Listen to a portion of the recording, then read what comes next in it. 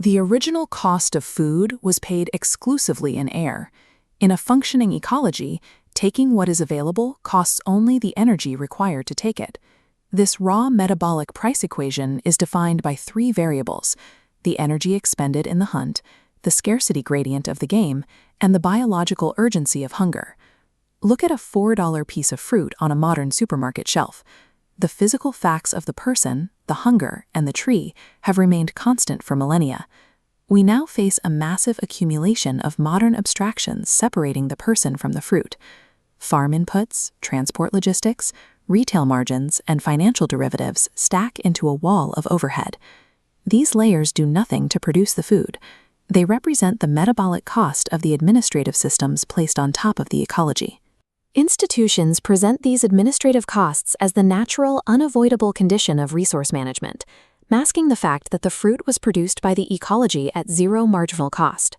Intellectual and economic systems serve to deliberately insert distance between human needs and the resources that satisfy them. We can map this distance using a 7-plane coordinate matrix. At the floor sits Q3, the plane of matter and distance. At the ceiling sits Q7, the plane of effect and consequence. A functioning ecology maintains a zero overhead baseline. The resource at Q3 connects directly to the need at Q7 without interference. Institutions capture these resources through misplaying, the act of dragging a discrete physical fact away from its native coordinate.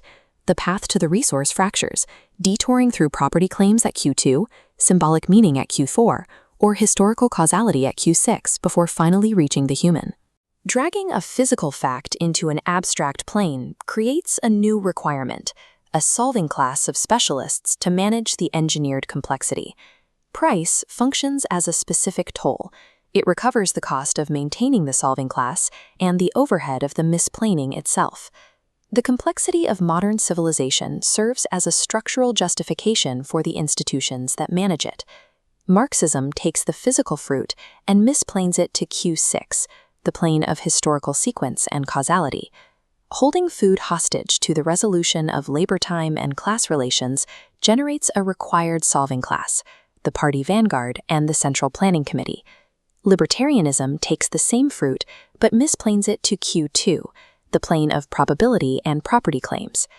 Gating natural abundance behind infinite regressions of prior appropriation generates its own solving class, property lawyers and title registrars.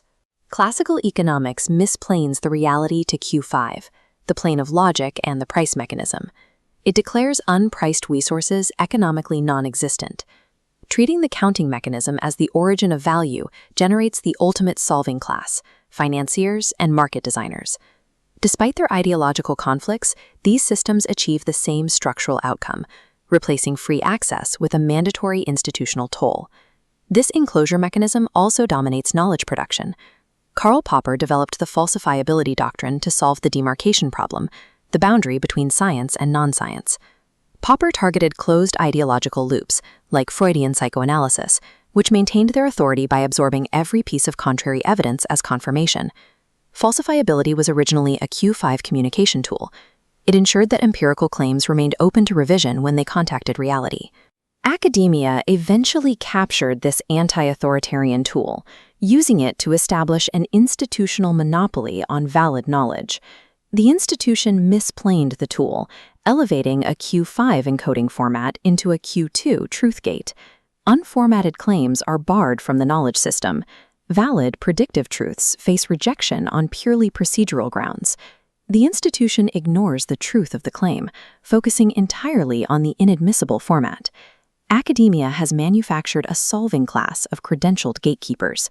They extract epistemic rent by forcing all knowledge to pass through their proprietary formatting tool. To understand the loss, we look at analogic isomorphism. This is the structural equivalence between different encoding systems that produce the same accurate predictions.